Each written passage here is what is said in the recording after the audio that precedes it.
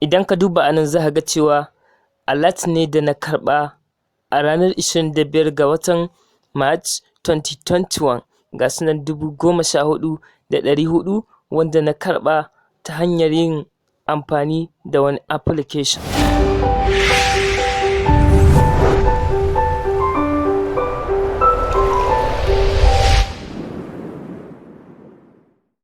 Assalamu alaikum warahmatullahi yan uwa, kamar yadda kuka sani a bidiyon da ya gabata na muku bayani akan yadda zaka samu kuɗi a wani kamfani na dairyvest, wanda wannan kamfanin insha Allah yau zan nuna maka kuɗin da na samu da kuma yadda na yi withdrawing a cikin wannan kamfanin da kuma yadda za ka yi kai ma ka yi withdrawing kuɗinka idan ka samu. Sai dai kamin haka akwai muhimmiyar sanarwa da zan bayyana ma a ƙarshen wannan bidiyon, saboda haka ya kamata ka kalli wannan bidiyon har ƙarshe domin samun wannan muhimmiyar sanarwar. Kafin haka, idan wannan shi farkon zuwanka a wannan channel, to kana tare da channel ɗin Hikima and Fasaha TV. Saboda haka idan baka yi mana subscribing ba, ka daure kai ka danna mana alamar subscribe, sa'annan ka danna mana alamar like idan wannan bidiyon ya burge ka.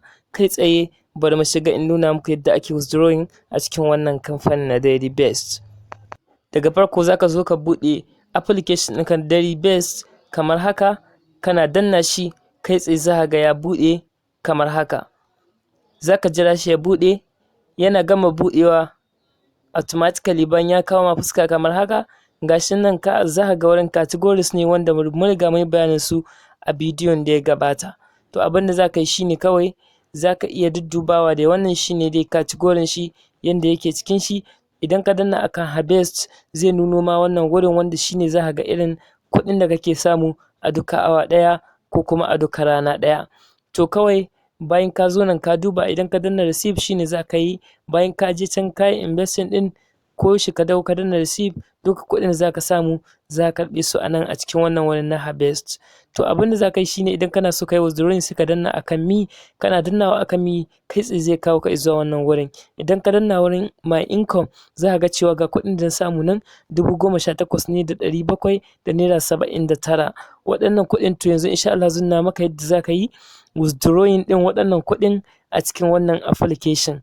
Kai tsaye abin da za ka yi bayan ka duba gashi nan ka ga samun da kake da shi, ko in ce ka kuɗin da ka tara, to abin da za ka yi sai ka dawo nan a cikin wannan me ɗin, kana dannawa akan me ɗin automatically za ka ga ya sake dawowa a wannan wurin zaɓin kamar haka. Bayan ka ga ya dawo wurin zaɓin kamar haka sai ka danna akan withdraw, kana dannawa akan withdraw kai tsaye za ka saka amount, yawan kuɗin da kake son ka yi withdrawing. Kana saka yawan kuɗin da kake yin withdrawing misali kamar haka. Idan ka gama dannawa ka gama saka kuɗin da kake son withdrawing sai ka danna akan withdraw, kana dannawa akan withdraw kai tsaye za ka ga cewa gashi nan withdraw ɗin kana ya shiga. To a gaskiya lokacin da withdrawing waɗannan kuɗin na yi shi ne a lokacin ƙarfe 5 na maraice, to zuwa ƙarfe 10 na dare kuɗin sun shigo account ɗina kamar yadda nuna maka 14,500 saboda sun cire fee ɗin da suke cirewa. To yadda za ka yi kenan ka yi withdrawing a cikin wannan application na dairyvest. Sai dai kada ka manta, na ce akwai muhimmiyar sanarwa da zan sanar da kai a ƙarshen wannan bidiyon. Yana da kyau ka tsaya ka saurare ta domin tana da matuƙar muhimmanci. Wato sanarwa ita ce idan ka kalli wannan application ko in ce wannan platform za ga yayi kama da N15, sa'annan yayi kama da get up, ko in ce yayi kama da work, wanda kun san yadda abin ya afku a cikin work ko N15 ko get up, wanda mutane su saka kuɗin su da ƙarshe kuma ai musu sama da faɗi. To wannan ya zama izina gare ka, kada ka zama wawa, a'a komai za ka yi kai shi sai. Saboda haka kada ka je ka tattaro maƙudan kuɗinka ka saka a cikin wannan application, daga ƙarshe a yi sama da kai ka dawo kana da na sani, kana da ka sani ba ka yi ba. A wannan idan ma za ka yi to ka yi ɗan kaɗan, ka fitar da kuɗinka, ya fi a ce ka je ka saka kuɗi yawa sa'annan da ƙarshe a yi sama da faɗi da kai ka dawo kana kuka. Wanda yake ni kwata-kwata ma dai bana ba mutum shawarar cewa wannan platform ɗin ya yi rely akan shi ya saka kuɗin shi sosai da sosai a cikin shi, duk da yake idan ka duba za a iya samun kuɗi, saboda ɗaya daga cikin halayyar irin waɗannan platform ɗin, to duk waɗanda suka yi a farko to za su samu.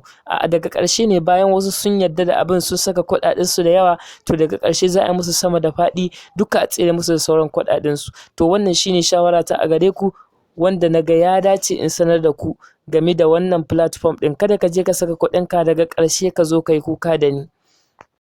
Wani zai ce to ku Hikima and Fasaha TV ya za ku ce kada mu yi, bayan ku gashi mun ga kun yi kuma kun samu kuɗi har ma kun yi withdrawing gashi kun karɓa. To maganan gaskiya akan yadda na samu wannan kuɗi a cikin wannan application, magana ce wadda ba zan maka ita ba yanzu.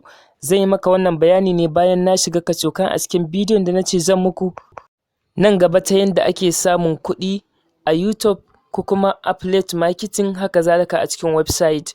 To idan ka biyo ni a cikin waɗannan bidiyoyin, insha Allah za ka ji bayani kan yanda niyya aka yi na samu kuɗi a cikin wannan platform kuma har na yi withdrawing ɗinsu.